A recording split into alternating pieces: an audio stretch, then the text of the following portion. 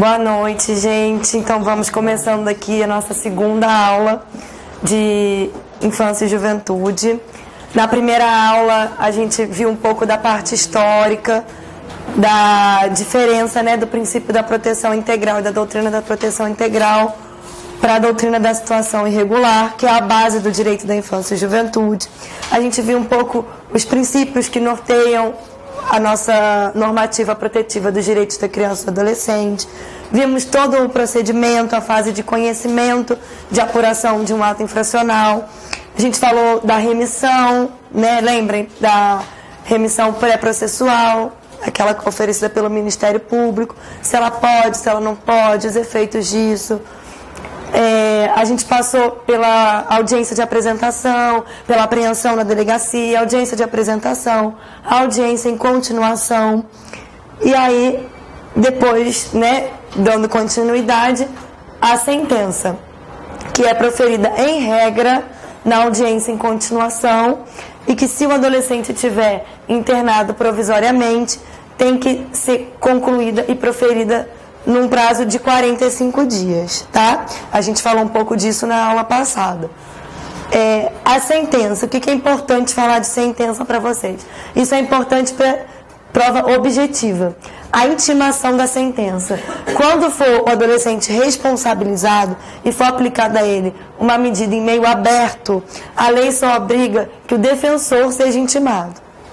E se for um meio fechado, o adolescente e o defensor.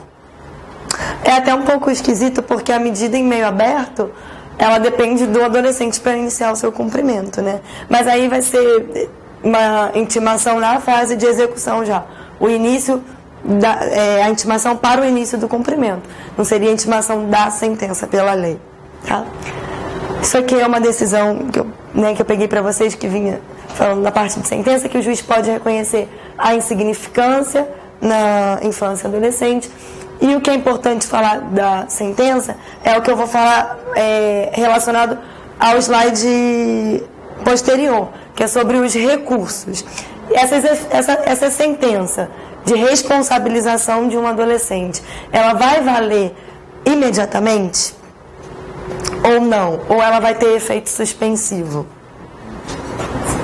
Imediatamente, o adolescente ele vai iniciar o cumprimento da medida. Vale para o adolescente a presunção de inocência, e que agora os tribunais para o adulto estão entendendo que seria, até reduziram um pouco a interpretação. Ele vai ter o princípio da presunção de inocência como o adulto tem?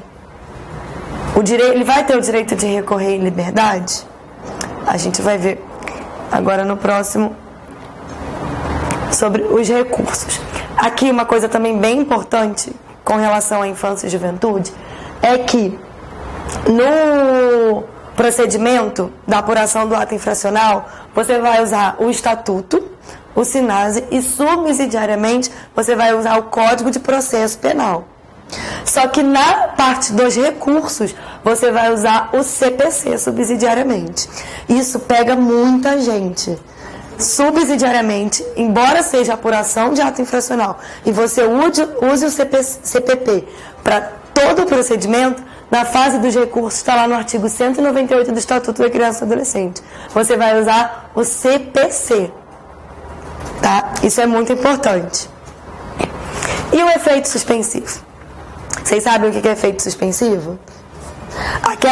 Aquela sentença, ela vai valer imediatamente. Se eu recorrer dela, eu só vou ter o efeito devolutivo de devolver a matéria para o tribunal, ou eu vou ter também o efeito suspensivo daquela sentença, daquela decisão ficar com efeito suspenso até o tribunal analisar aquele recurso. Uma primeira corrente, um primeiro posicionamento vai dizer que tem sim efeito suspensivo, que a regra geral do CPC é o efeito suspensivo e que o artigo 198, inciso 6 do Estatuto da Criança e do Adolescente, que falava a respeito disso, ele foi revogado. Então, que automaticamente o efeito suspensivo seria a regra. Presunção de inocência, os efeitos de uma decisão de internação ou de qualquer outra medida socioeducativa são irreparáveis. Proibição de tratamento mais gravoso que o dos adultos. E aqui tem uma decisão que está nesse sentido que eu estou falando para vocês. Então, uma primeira corrente vai dizer, e é o que a gente na Defensoria vai sustentar, essa decisão tem que ter um efeito suspensivo, porque presunção de inocência, os efeitos irreparáveis daquela decisão, e se aquela decisão tiver um cumprimento com efeito irreparável, eu não posso cumprir imediatamente, porque depois eu não vou conseguir reparar aquele dano. A proibição de tratamento mais gravoso do que o dos adultos. Se o adulto tem a presunção de inocência e quando eu apelo, eu em regra não poderia levar imediatamente ao cumprimento da pena, né? Em regra, vocês sabem que na prática não é muito assim. Mas por que com um adolescente eu poderia fazer e tratar de forma mais gravosa? E a revogação do artigo 198, inciso 6, do Estatuto da Criança e do Adolescente, que tratava desse tema. Então a gente vai fazer uma interpretação de que essa revogação ela teria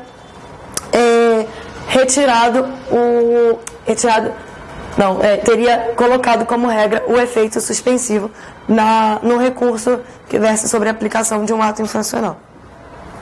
Mas, gente, isso não prevalece, tá? Na prática, os tribunais superiores entendem que não tem efeito suspensivo. Que existe sim a possibilidade de uma execução provisória de uma medida socioeducativa. Aqui tem a decisão, tá? Está no informativo 583 do STJ. E lembra, a gente falou muito disso na última aula. Qual seria o argumento? Proteção do adolescente. É o resquício que eu falo para vocês, aqui está mais um exemplo, da doutrina da situação irregular. Eu estou tirando uma garantia sobre a pseudo-proteção, sobre o pseudo-argumento de proteção. Eu digo, não, mas eu estou protegendo ele aplicando essa medida imediatamente. E aí eu tiro uma garantia dele para poder aplicar esse falso protecionismo. Dizendo que vamos afastar a situação de risco. O objetivo ressocializador do adolescente, ele não seria atingido o fim se a gente não aplicasse imediatamente essa decisão. Então, o que tem prevalecido essa posição entende? Eu tenho uma decisão. Em regra, o efeito ressocializador, que eles chamam, o efeito pedagógico dessa medida socioeducativa, essa proteção, eu tenho que tirar o adolescente imediatamente daquela situação de risco. E se eu não aplicar imediatamente essa medida, eu não vou ter essa proteção. Então, essa corrente tem prevalecido. Mas aí eu vou dar um exemplo para vocês. Vamos supor, já aconteceu, que eu recorro pedindo a absolvição daquele adolescente. Eu entendo que não tem prova. Um recurso da vara da infância demora mais ou menos uns 6, 7 meses para ser julgado.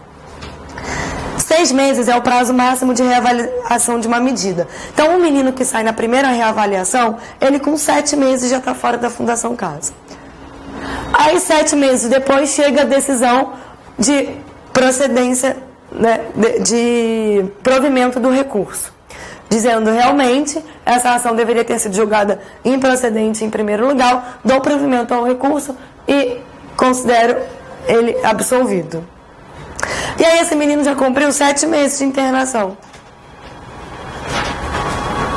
E aí? Vocês acham que o Estado vai pagar uma indenização por ele? Ele pode até pedir. Eu tenho até fundamento legal para pedir uma indenização. Mas se eu começar a dar indenização a todo mundo, que depois o tribunal absolve, nenhum juiz mais, né, nenhum desembargador mais vai querer absolver. Se isso for gerar um direito à indenização. Então fica elas por elas. Isso, o menino fica só com uma sentença absolutória, mas o tempo que ele passou lá é aquilo que a gente fala de efeito irreparável. Como que eu vou reparar esse dano? Imagina um menino primário que nunca na vida passou pela Fundação Casa, ficar internado com a liberdade privada, fora do convívio familiar, fora do convívio comunitário. Como que eu vou reparar esse menino? Tirando ainda o fato dele poder ser, né, tem os casos de tortura, enfim. Se ele for para uma unidade que não tem uma estrutura adequada, ainda pode passar por situação subhumana. Então, olha isso.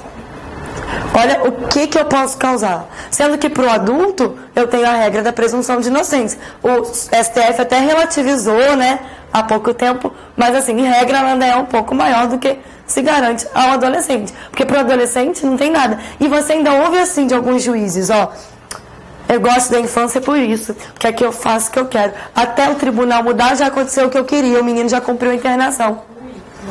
Então eu já ouvi. Fala na sua cara.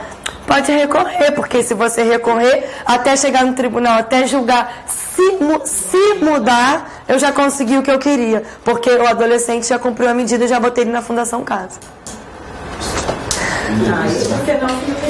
Essa é a realidade. Tá? Então, assim, tem prevalecido a segunda, de que não tem um efeito suspensivo, mas a gente vai defender e sempre vai pedir, toda apelação, todo recurso nosso tem um pedido de efeito suspensivo, tá? Não só para o meio fechado, gente, para o meio aberto também, porque vai dizer que não é uma privação de liberdade, mas é uma privação de direito. Você tem que cumprir PSC, você tem que cumprir liberdade assistida, você tem uma limitação da sua vida, você tem que estar lá em determinado horário, determinado dia da semana. Então você tem sim algumas consequências na sua vida que são prejudiciais. Então, nem só para privação de liberdade, eu aplicaria isso aqui também para as medidas em meio aberto, tá? E ter efeito suspensivo também para a LA, também para a PSC. Bom?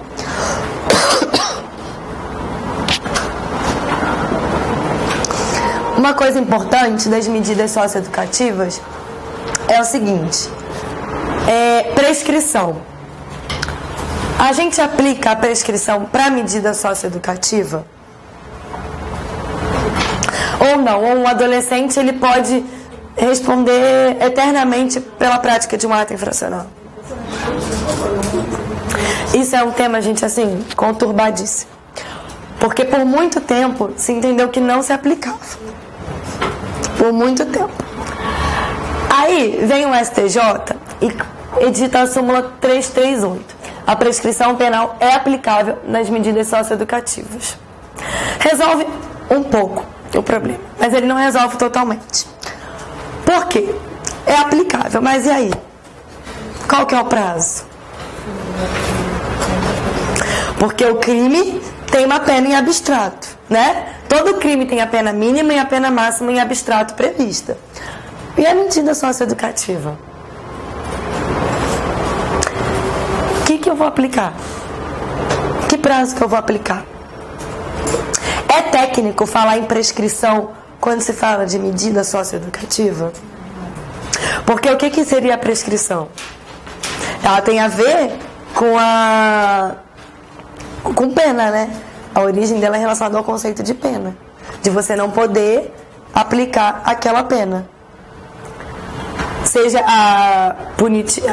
na primeira fase, né? Ou seja a prescrição da pretensão executória, mas ela está relacionada à execução de uma pena e aplicação de uma pena. Como aplicar esse conceito numa medida socioeducativa que a gente vai ver daqui a pouco que ela não é uma pena? Embora tenha um cunho penalizador, ela não é uma pena. Não tem uma previsão legal de aplicação da prescrição nas medidas socioeducativas. Não existe nenhum artigo de lei que fale aplica-se a prescrição na medida socioeducativa. Só que todos os direitos e garantias, tanto internacionais quanto nacionais, do direito da criança e do adolescente, eles levam à exigência de que a gente aplique, porque senão a gente teria para o adolescente uma punição ad eterno, né? Uma coisa muito importante para vocês. O artigo 115 do Código Penal, ele traz um redutor de prescrição pela metade, não traz? Aos menores de 21 anos. Na infância, você sempre vai aplicar esse artigo, tá? Você sempre vai aplicar o artigo 115, porque você sempre vai estar falando de menores de 21 anos. Então sempre vai aplicar muita atenção nisso. Mas qual que é o prazo que eu vou trabalhar? É o prazo do crime, da pena em abstrato do crime? Na pretensão executória, a gente não vai ter muito problema, com relação à prescrição, porque o juiz ele vai, já vai ter uma medida determinada, então vai ser mais fácil a gente pensar. Mas quando ainda não tem uma medida aplicada, como que eu posso? Primeira corrente. Na verdade, vocês vão ver que elas até conseguem caminhar juntas, se no caso concreto a gente conseguir ver qual que é a melhor para o adolescente, se a gente trabalhar com a razoabilidade. Primeira corrente. O prazo mais extenso do Estatuto. O Estatuto traz lá as medidas em meio aberto e as medidas em meio fechado. O prazo máximo de medida que o Estatuto traz seria de 3 anos. Então, para esse pensamento aqui, eu trabalharia com prazo de 3 anos. E aí você, lá no artigo 109 do Código Penal, tem uma tabelinha, não tem? Dos prazos prescricionais. E aí você jogando 4 anos, 3 anos lá, dá 8 anos a prescrição. Aplicando o redutor do 115, daria 4 anos. E esse seria o primeiro posicionamento. Então, as medidas prescreveriam em 4 anos. Tá? Por causa desse raciocínio aqui, vocês entenderam?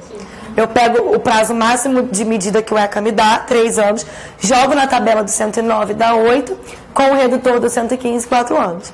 Problema, individualização. Eu pego um menino que praticou um furto primário e ele vai ter o mesmo prazo prescricional de um menino que praticou um homicídio qualificado, um ato infracional equiparado a um homicídio qualificado. E aí é um problema sério, né? Porque você não tem individualização.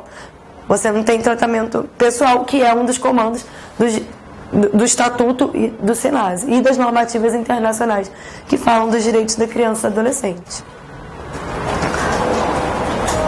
Aí vem o segundo posicionamento, que é um pouco melhor. Eu vou trabalhar com a proporcionalidade. O prazo máximo previsto para a pena do adulto, eu pego naquele caso ali, se fosse adulto, em quanto tempo prescreveria? Aí eu vou pensar, se eu tenho uma pena que a pena máxima é 4 anos, eu jogo lá na tabelinha, vejo quanto que dá, aplicando 115 sempre, tá, gente? Ou os 4 anos, eu vou utilizar a proporcionalidade. Eu vejo no quase concreto ali qual que é inferior, tá? Se eu aplicando a situação do adulto ou se eu aplicando o posicionamento da corrente anterior, de 4 anos. Entenderam? Eu não entendi. Eu vou fazer no caso concreto uma análise. Tem os 4 anos, né? Que seria o que a corrente anterior pensa. Aí eu vou pegar e vou imaginar, se ele fosse adulto, em quanto tempo prescreveria. Com base no adulto, como que você faz o cálculo da prescrição? Com base na pena máxima em abstrato prevista para aquele crime.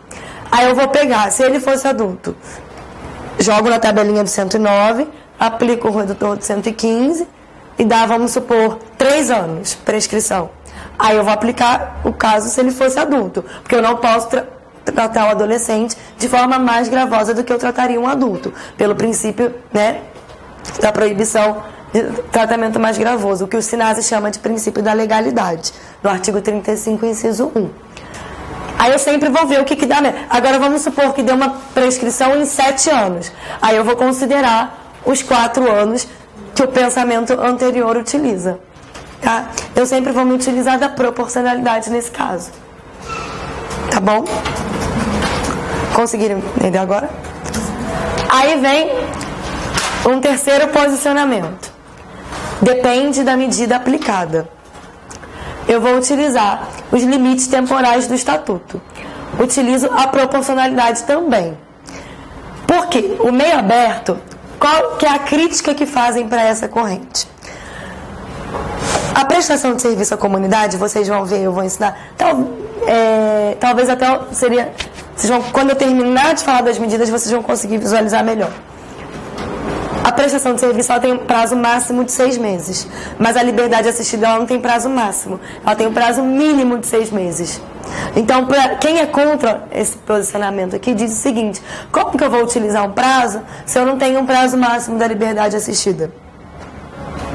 se ela só tem um prazo mínimo de 6 meses. Então, como que eu pensaria aqui? Mas aqui a gente vai dizer que não, que é mais proporcional se pensar no parâmetro das medidas em meio aberto. Uma tem o prazo máximo de 6, outra o mínimo. Então, eu vou utilizar os 6 meses como parâmetro. Tá? E aí, ele dá prescrição em 1 ano e meio. Jogando na tabela do 109, utilizando o prazo de 6 meses, tá? Meio fechado, 3 anos como parâmetro. Aí dá 4 anos. Cumprimento imediato, que é a medida de advertência e reparação de dano. Normalmente dá em 1 ano, porque eu vou utilizar como se fosse menos de 1 ano. Tá? Quando for uma medida já aplicada, aí eu vou ver se o juiz botou na sentença LA por 3 meses, LA por 6 meses, mas vocês vão ver que é assim, isso, o prazo determinado da medida, ele é proibido, tá? Então, se ele botou LA e PSC, eu vou usar pra gente, eu vou sempre dizer que é esse parâmetro de 3 meses. A não ser que ele fixe um prazo menor, de 3 meses, por exemplo. Aí eu vou usar o prazo de 3 meses que ele fixou. Mas pela lei ele não poderia fixar. É que os juízes, na prática, fixam prazo para medida socioeducativa, mas pela lei não poderia fixar. Mas, obviamente, que se ele aplicou e eu pego na execução da medida uma PSC determinada pelo prazo de 3 meses, eu não vou discutir ali mais se poderia determinar o prazo ou não. Eu vou dizer que prescreveu em 3 meses, porque seria até melhor para o adolescente do que os 6 meses, né? Porque o prazo seria menor. Artigo 117 do Código Penal são as causas interruptivas da prescrição. Eu vou aplicar aqui também, tá? Então, vocês conseguiram entender? São 3 posicionamentos. Na verdade, assim, por que ele é confuso? Porque está em construção. A medida socioeducativa, tecnicamente, se você for parar para ver, ela não é uma pena. Então, como que eu vou falar em prescrição da pretensão punitiva ou executória? Então, por isso que é um pouco confuso. Mas, pela garantia do adolescente de não ser punido ad eterno, de ter um tratamento mais benéfico ou pelo menos igual ao do adulto, reconheceu-se que ele tem sim direito ao Instituto da Prescrição. Só que nunca se determinou qual seria esse prazo. Por isso que fica essa confusão. Na prática, elas são aplicáveis simultaneamente. Se você aplicar no caso concreto e ver ali qual que é o mais adequado e o mais benéfico ao adolescente. Ela te traz possibilidades de raciocínio. Se vocês quiserem, tem um texto muito bom no site da Defensoria, no link lá do Núcleo da Infância e Juventude, tem lá as revistas do direito da criança e do adolescente. Eu não lembro agora qual que é a revista, mas em uma delas tem um artigo da defensora e professora também, Leila Sponton, e ele fala sobre a prescrição das medidas socioeducativas. Ela explica muito bem essas 3 correntes e no final conclui que elas são coerentes e elas podem sim, na prática, você ver qual que é a mais benéfica para o adolescente. Eu recomendo, ele é curtinho, ele tem umas 8, 9 páginas e ele é bem didático para vocês conseguirem visualizar, tá? E aí, se vocês tiverem qualquer dúvida, vocês podem trazer. Mas vocês conseguiram entender que elas parecem antagônicas, mas que no fundo dá pra gente utilizar e ver qual que é a melhor para adolescente no caso concreto? Só que eu vou falar uma coisa pra vocês. Eu, na prática, quase não uso prescrição. Quase não uso. Eu peço muito extinção da medida com fundamento no princípio da atualidade. E eu vou explicar pra vocês. Eu acho até um pouco mais técnico. Porque a medida socioeducativa, ela tem um interesse pedagógico. Ela é dúbia. Eu vou terminar essa aula explicando isso para vocês. A medida socioeducativa, que até porque eu vou terminar ela porque ela tem um link com a nossa última aula que vai ser sobre execução. Ela tem um caráter duplo. Eu não posso dizer que ela é pena, porque ela não é. Mas eu também não posso dizer que ela só tem um caráter pedagógico. Porque se eu assumir aqui que ela só tem um caráter pedagógico, eu vou estar dando abertura para uma série de violação de direitos e garantias. Não é? Então eu tenho que reconhecer sim, ela tem seu caráter pedagógico, mas ela tem o seu caráter punitivo. Né? O próprio Sinase reconhece isso. Só que o que deve ser predominante? O caráter pedagógico.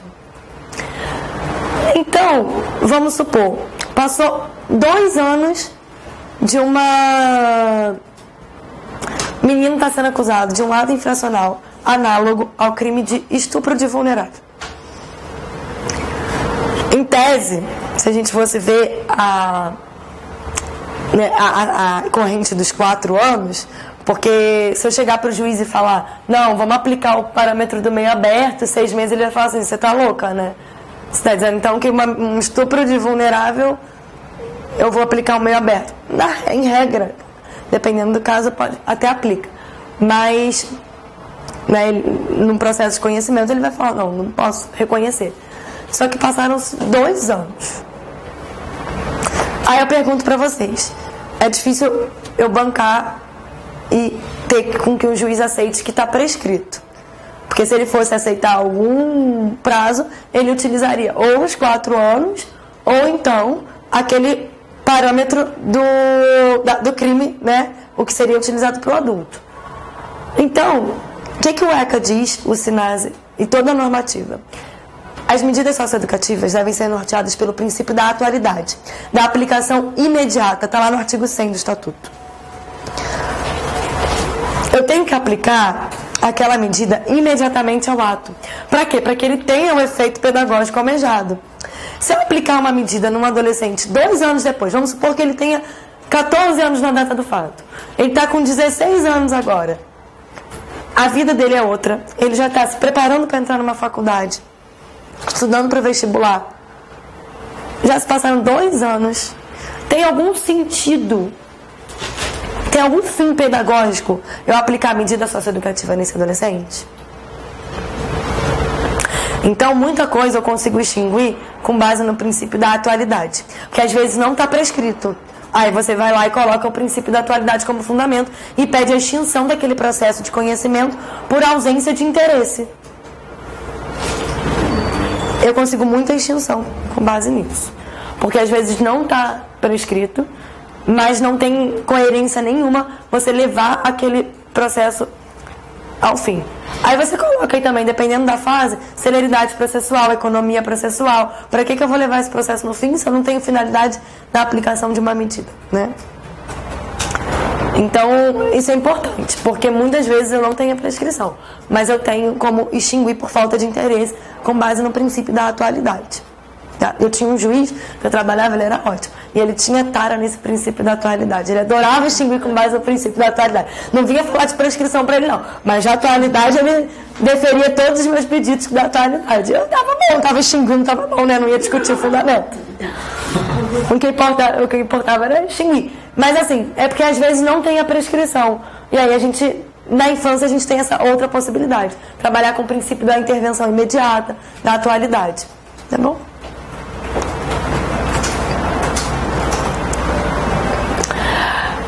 Aí vamos lá, a gente falou de sentença, a gente falou de recurso, a gente falou de prescrição, a gente falou, né, a gente tinha falado de todo o processo. Aí finaliza com o juiz aplicando uma medida. Que medida? Quais são essas medidas que podem ser aplicadas, né? A gente ouve falar tanta coisa, né? E são 6 medidas que o Estatuto da Criança e do Adolescente enumera, tá? Lá no artigo 112. Existem as medidas em meio aberto e as medidas em meio fechado. As medidas em meio aberto têm advertência, reparação de dano, liberdade assistida e prestação de serviço à comunidade. Meio fechado tem a semi-liberdade e a internação. Tá? A gente vai falar um pouquinho delas hoje. Eu vou dizer o que é cada uma para vocês, as características principais delas. E na última aula, que vai ser a nossa próxima aula, eu vou falar sobre execução de medida. Eu vou explicar para vocês quem que é responsável pela execução das medidas em meio aberto, quem que é responsável pela execução das medidas em meio fechado, como a gente fiscaliza prazo máximo, prazo de reavaliação, como que se dá na prática o cumprimento de cada medida socioeducativa. Hoje a gente vai ver o que é cada uma, tá? A mais branda de todas. Na verdade, gente, essa aqui, todo mundo leva. Não tem um que não leva essa aqui. Advertência. Ela é o esporro. Ela é o sermão. Moleque, o que tu quer da vida? Você não pode fazer isso. Uns de uma forma coerente, outros de uma forma que você fala assim, que mundo que essa pessoa vive para estar falando isso para esse menino, né? Mas ela está lá no artigo 115 do Estatuto. A lei chama ela de admoestação verbal. É um nome bonito para o esporro. Ela é reduzida a termo e assinada. Nem sempre ela é reduzida a termo. Porque né, nem sempre o juiz assume que está aplicando ela. Ela está lá. Isso aqui é uma coisa interessante da advertência. Basta a prova da materialidade e indícios suficientes de autoria. Eu não preciso da prova da autoria. Basta os indícios suficientes de autoria. Aí eu tenho o artigo 189, inciso 4, que diz que eu preciso ter prova de que o adolescente é culpado pela prática do ato infracional para o juiz aplicar uma medida. Olha a incoerência. E a presunção de inocência? E o devido processo legal? Indício. Indício. Só porque é uma advertência, né? É um expor, mas tá lá como medida, ué. E medida tem sim finalidade penalizadora. Então como que eu vou aceitar uma coisa dessa? É o próprio estatuto, garantidor dos direitos da criança e adolescente. Mas ela é a medida mais branda que a gente tem. Na prática, ela quase não é usada, assim. Quando o ato infracional é muito, muito, muito, muito bobo, e o MP acabou representando, e aí o juiz na hora lá acaba dando uma advertência. Eu tive uma menina que ganhou advertência esses dias, que foi era uma receptação de celular. Só que já tinha passado um tempo, e aí ele não queria extinguir, e aí aplicou uma advertência. Deu uma remissão com advertência. Aí deu lá a advertência. E a advertência é isso, gente. Nada mais é do que, por que você fez isso? Isso não pode, estar errado. O certo é você fazer isso. É isso.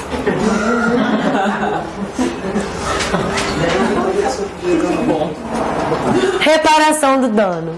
Está lá no artigo 116 do Estatuto da Criança e do Adolescente.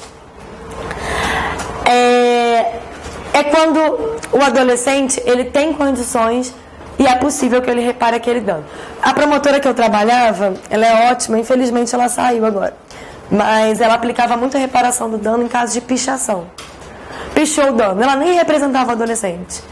Ela aplicava a remissão, aquela que a gente falava, lembra que eu falei da remissão pelo MP? Aí o juiz só homologava. Que em tese a gente vai ser contra, lembra da primeira aula? Mas que na prática o juiz acaba homologando. Aí dava a remissão com a reparação do dano. Aí o adolescente ia lá e pintava o muro. Ele tinha pichado. É um exemplo de reparação de dano.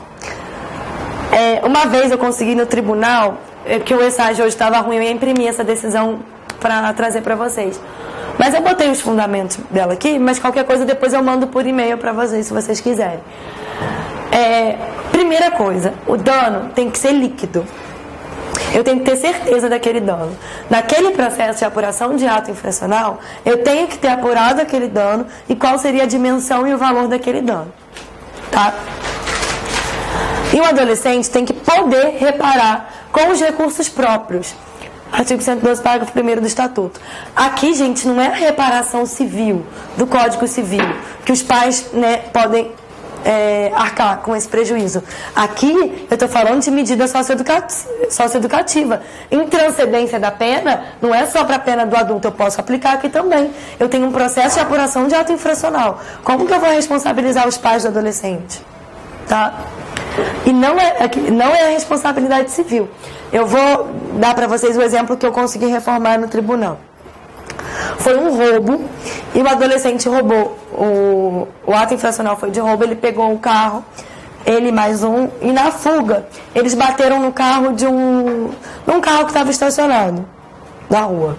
E era de um senhorzinho, que dava pena mesmo dele na audiência, que ele foi como testemunha. E ele lá falando que teve o prejuízo do carro, que não conseguiu. Dava pena. O que eu vou fazer? Não tem que fazer. E aí o juiz se sensibilizou e decidiu que ia aplicar a internação e a reparação de dano. Aí botou lá, e ele deduziu de quanto teria sido o prejuízo. Perguntou pro senhorzinho quanto que mais ou menos só teve de prejuízo. O senhorzinho falou, sei lá, 2, 3 mil reais. Aí ele juntou com o prejuízo da vítima, que o carro da vítima bateu, e aplicou lá uma reparação de dano de 3, 4 mil. Na cabeça dele. Não teve uma liquidação do dano, não teve uma apuração de qual efetivamente aquele dano, a identificação do dano e a certeza de qual teria sido o dano. E ainda botou que os pais iriam pagar, que o menino não trabalhar. Aí eu consegui a reforma. E aí o tribunal tirou a reparação do dano. Porque, gente, aqui não é a esfera civil. Se a vítima quiser, a vítima entra na esfera civil e pede a indenização, com provas. Mas aqui, no processo, os pais sequer réus são nesse processo. Então, tem transcendência, não é responsabilidade civil, o adolescente tem que poder reparar o dano e o dano tem que ser líquido, tá? Isso é importante. Eu consegui duas reformas tirando a medida de reparação de dano, porque esse juiz deu uma louca, ele deu 2 vezes seguida. Ele nem está mais trabalhando comigo. Mas ele foi um entendimento dele, ele achava que podia. Mas não tem como.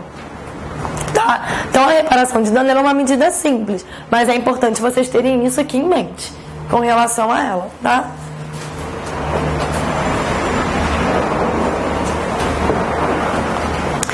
Prestação de serviço à comunidade, PSC. Eu adoro essa medida. Eu acho que se ela fosse efetiva, a gente ia ter um resultado maravilhoso. Os meninos não gostam muito não, sabe? Eles preferem LA, que eles dizem que eles só assinam.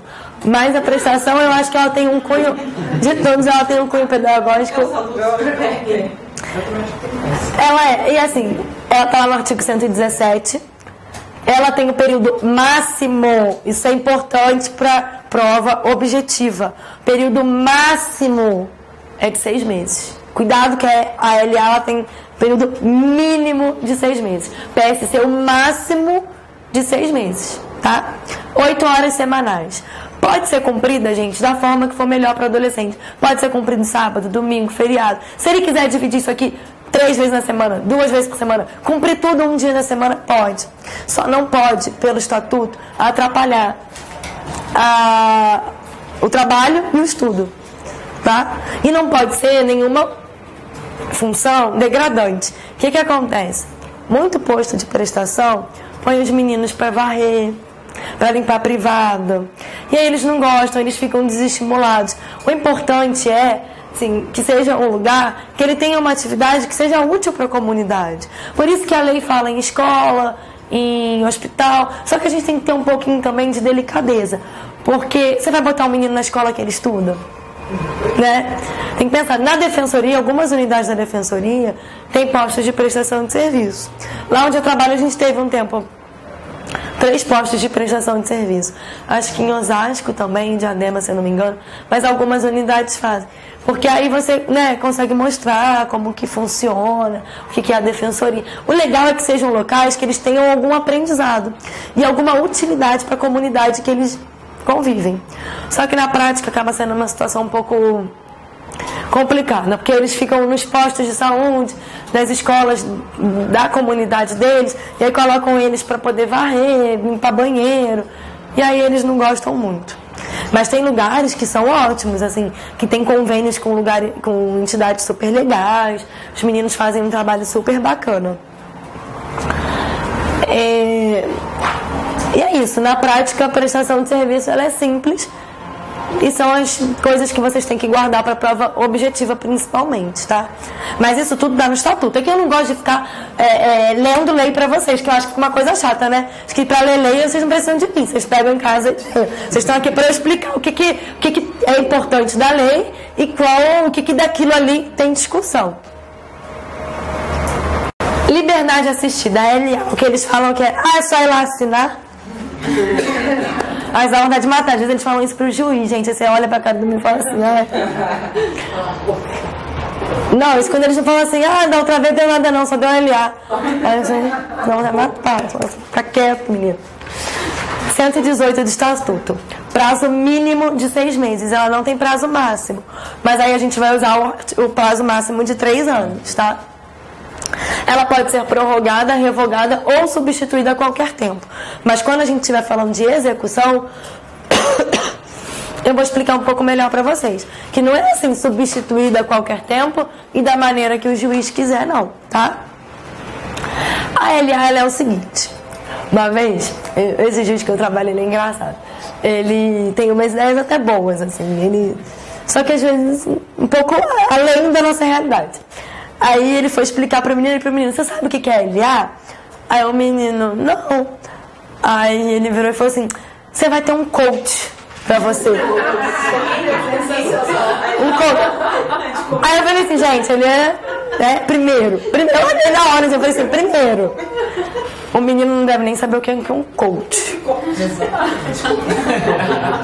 Eu demorei a saber o que é um coach. Se você me perguntar exatamente o que é hoje, talvez eu nem saiba o que é um coach. Tem coach de tanta coisa hoje em dia. E tem, né, tudo é coach. Não é mais agora o personal, agora é coach. E, segundo, será que ele acha mesmo que a LA vai ser a mesma função de que um coach? Aí o menino fez uma cara de que entendeu, sabe?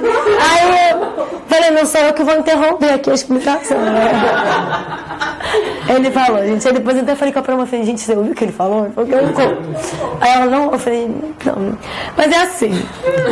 É tipo um coach. O menino vai ter uma equipe de referência.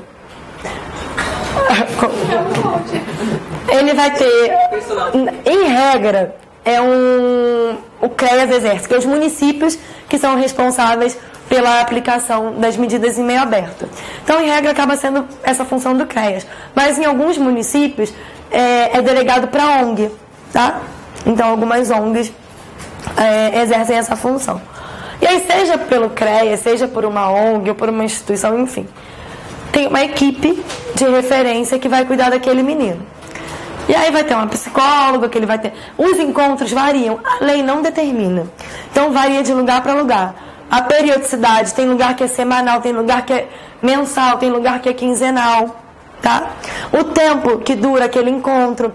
Tem lugar que tem curso para os meninos na LA, tem lugar que não tem. Tem lugar que tem reuniões em grupo, tem lugar que não tem. É muito individual de lugar para lugar, a LA. Tem lugar que é excelente, tem lugar que é uma droga. Então, assim, depende muito do município, tá? Então, ela não tem muita regra, assim, pela lei, de como ela vai ser na execução. Ela tem lá as limitações, o mínimo que tem que ter, mas ela não tem quantas horas o menino tem que ter encontro com a técnica, como que tem que ser esse encontro, se ele tem que ter curso, se ele não tem que ter curso. Cada lugar é de um jeito. Tem lugar que tem cursos maravilhosos, que os meninos são encaminhados para o mercado de trabalho. Onde eu trabalho, por exemplo, já não tem. O menino vai de 15 em 15 dias, eles falam que é só para assinar. A gente não sabe ao certo o que acontece ali. Aí tem uns encontros mensais em grupo, mas assim, não é uma abordagem tão interessante. Existe a possibilidade do menino escolher onde ele quer? É no município que ele mora. O máximo que pode acontecer, por exemplo, se ele trabalhar em um outro município, a gente pedir autorização para ele cumprir no município, né, que ele esteja trabalhando. Mas em regra é onde ele reside. Ou a não ser que ele justifique por algum motivo que em um outro município. Mas assim, só porque é na LA daquele município tem mais oportunidade, não é. Porque se fosse assim, todo mundo ia. Mas tem municípios que são por ONGs, aí tem mais ONGs super bacanas. Então aí vai de sorte do menino, do município que ele está cumprindo. Tem LA que recupera mesmo a menina. Tem LA que tira o menino, consegue dar uma oportunidade para o menino. Tem LA que é só assinar. E aí desestimula um pouco, né? Mas a gente tem que brigar, gente, para fortalecer as medidas em meio aberto. Porque com o fortalecimento das medidas em meio aberto, a gente consegue diminuir a internação. Se eu consigo fazer um meio aberto eficaz, eu tiro a necessidade de privação do adolescente, né? Então, por isso que quando o menino fala na audiência, vou lá assinar, não deu em nada, eu quero morrer. Porque eu tenho que mostrar que é bom, que serve para alguma coisa, né? Eu não falei, ele vai lá e fala, é só assinar. Isso, a presença de escolas. Sim. O juiz que eu trabalho, ele é tão obcecado, que ele conseguiu agora o acesso a toda a rede de ensino. Então o menino senta na frente dele, ele já põe o menino lá no negócio, ele já sabe a frequência escolar, as notas, ele tem acesso a tudo. Nossa. Mas não é todo juiz que tem, não, é porque ele é obcecado mesmo, ele gosta de... Ele adora controlar, ele gosta de controlar, ele gosta de acompanhar caso por caso. De dar uma medida, ele também acompanhar a frequência. A LA acaba incluindo a escolarização, a frequência escolar. Só que normalmente, em regra, como que acontece? O próprio CREAS informa se o menino tá indo, não tá. O próprio CREAS faz esse contato com a escola. Aí esse juiz que eu trabalho agora não, ele mesmo, ele quer ele saber. Então o menino senta, ele já sabe tudo. Até antes não tem nem decisão ainda, tá na audiência de apresentação. Ele já vai lá no sistema, olha, já sabe tudo. Quando repetiu, quando não repetiu, por que repetiu, se tá indo, se não tá indo, qual que é a nota, quanto tempo que tá fora da escola, sabe de tudo. E aí acaba influenciando na LA. Se não vai na escola, tem juiz que inclusive aplica a internação de sanção. O que eu entendo que não pode. Mas tem juiz que aplica, porque não está frequentando a escola. E o meu, pelo menos, faz questão de dizer: olha, eu tenho controle da sua vida inteira, inclusive da sua escola. E se você não for na escola, eu te interno para internação de sanção. Então, mas ele deveria saber também o motivo por que ele não vai para a escola, né? É muito complexo, né? Ele até pensa algumas coisas, só que assim, é tipo um coach, entendeu? A realidade dele é outra. Aí as ideias são ótimas, mas... Semi-liberdade. A semi, ela é a medida de maior índice de descumprimento. Por quê? Vou explicar pra vocês. Primeiro que são poucas unidades no estado inteiro. Salvo engano, são 4 unidades de semi, 7, é pouco, comparado ao número de internações. Porque a gente tem uma demanda bem pequena de semi. Ela é a privação de liberdade meio termo. Ele tá privado e não tá. É só uma privação parcial. São casas, tá? Elas não têm a estrutura física das unidades de internação. Elas são como se fossem umas casas, obviamente com, né, todo as suas peculiaridades, mas ela tem um ambiente um pouco mais familiar e residencial. E o menino, em tese, ele pode sair para fazer as atividades dele, de estudo, de trabalho, pode sair para visitar a família no final de semana. Essa é assim. Por que ela acaba sendo o maior índice de descumprimento? O menino tem que ter um grau de maturidade para voltar, para dormir, para voltar muito grande. E normalmente, como são poucas unidades, às vezes os meninos não cumprem no município de residência deles. Então acaba ficando complicado, porque aí e ele continua estudando e trabalhando no município dele, aí volta para a SEMI para dormir. Então assim, é muito raro o menino...